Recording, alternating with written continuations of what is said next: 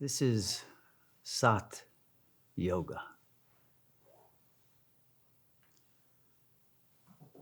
which means the state of union with Sat. Sat is our original nature, our true nature, before we began to play the role of a fictional character in a world that is the projection of our own imagination that we mistake for reality.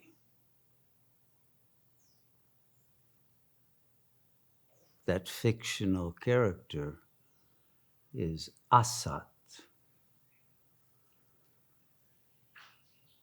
And so we have viyoga with asat. We disconnect from the false mind, the false identity, and we return to the real.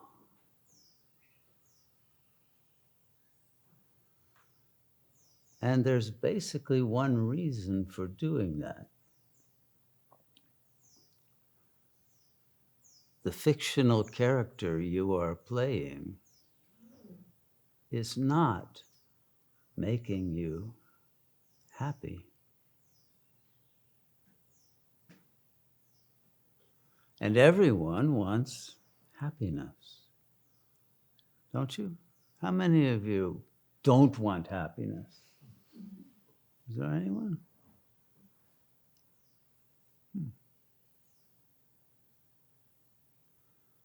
But happiness cannot be found within the frame of reference of a fictional character.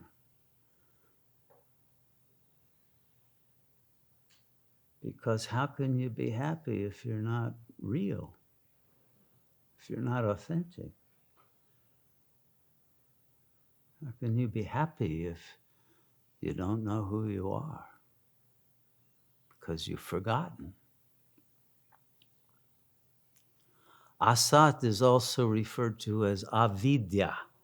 It means ignorance, a lack of knowledge, vidya, the ability to see with the eye of God. When that eye is closed, you are in ignorance of your true self and of the true nature of reality. You're asleep.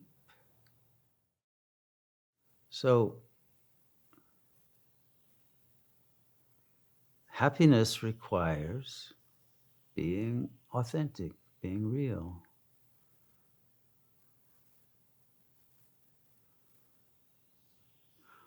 We speak in Sat Yoga of three reals that are in between, cushioned by layers of the imaginary and the symbolic, but the three reals are the key. When you identify with the false character, which is imaginary, you do it because you need to defend against the real of the body. Being in a physical body is not really all that much fun. It feels a lot of pain, and it feels a lot of neediness. It isn't a very long time before the body wants food, and when it needs to drink water, and when it requires other comforts, and even the help of professionals to deal with kinds of pains that you cannot release yourself of.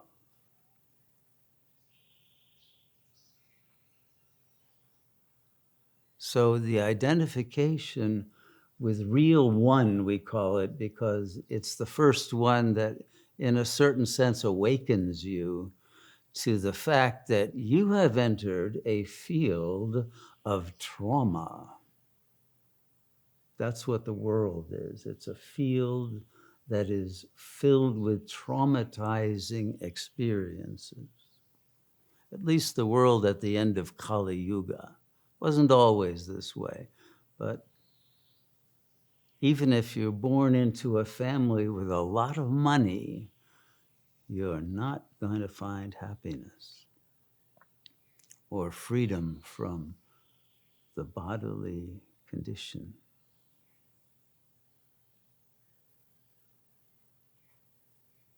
That's why people take drugs and do whatever they need to do to escape from the bodily condition, escape into skydiving or mountain climbing or just running because you need to not have your anxiety. You have to discharge all your energy and become even unable to think. That's called runner's high.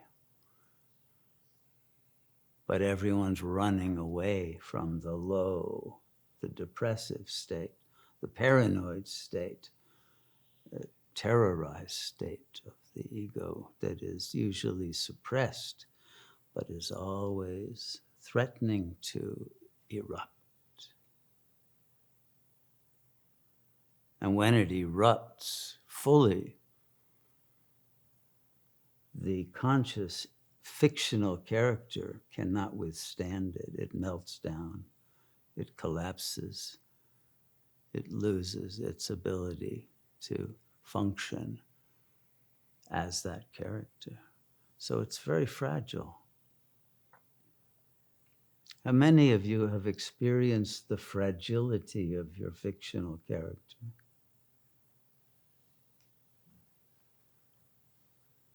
So we're here to get out of that state of fragility into a state of strength, empowerment, which also requires knowledge, wisdom, the capacity to think, the capacity to understand, the capacity to feel. That's real one, the real of trauma. Real two is the real of the soul, but the soul at the end of Kali Yuga is depleted and exhausted. It's not much better off than the ego, which is why it's trapped in the ego. It yearns for God, but it is too attached to its worldly commitments to free itself.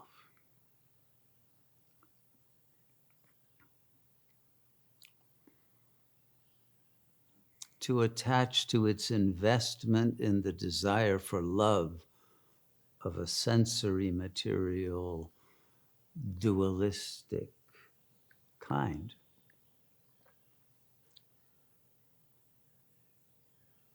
That soothes the pains of the body, but only very temporarily, if that. So the only freedom is real three, which is that level of your being that never identified with the fictional character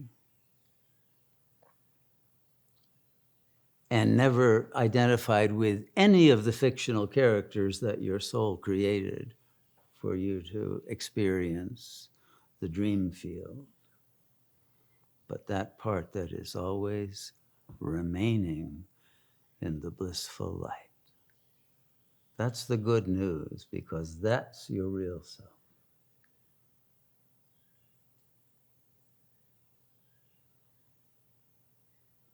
And you've never lost it. You've only forgotten about it, but you cannot lose it. So we're all already the realized self. Even though the fictional character will be the last to get the memo, the self is already in bliss. Whether your fictional character is miserable or not is really irrelevant. as long as you know it's a fictional character. And of course, once you know it's a fictional character, you rewrite it so it's no longer miserable. But first you have to leave the plane of the character to that of the playwright. If you are in the dream, you cannot also realize the dreamer. You have to transcend the illusion. And how do you do that? Well, originally the three reels were one reel. And when they first split into three, they split only as three aspects of the reel, like Sat, Chit, Ananda. And we could say that the reel, what we now call reel 3, but is the original reel, we now think of as the diamond mind, or the Buddha nature, the absolute blissful light, right? That's the Supreme Self. But then there is also the sacred heart, the self that is the soul that is filled with God's light and love and emanates it out. This is Christ consciousness or Krishna consciousness or the consciousness of the goddess.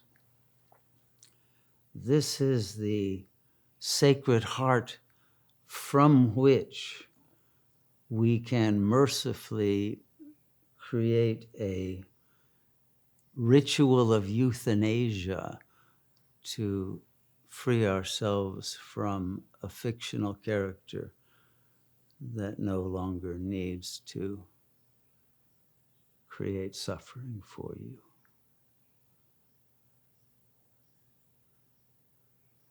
But your heart has to have enough love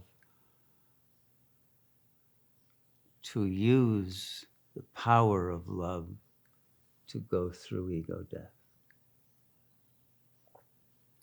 It can't be done if you hate your ego, because that hatred is the ego. So ego death is not some execution of some horrible being. No, it is the opening of divine love.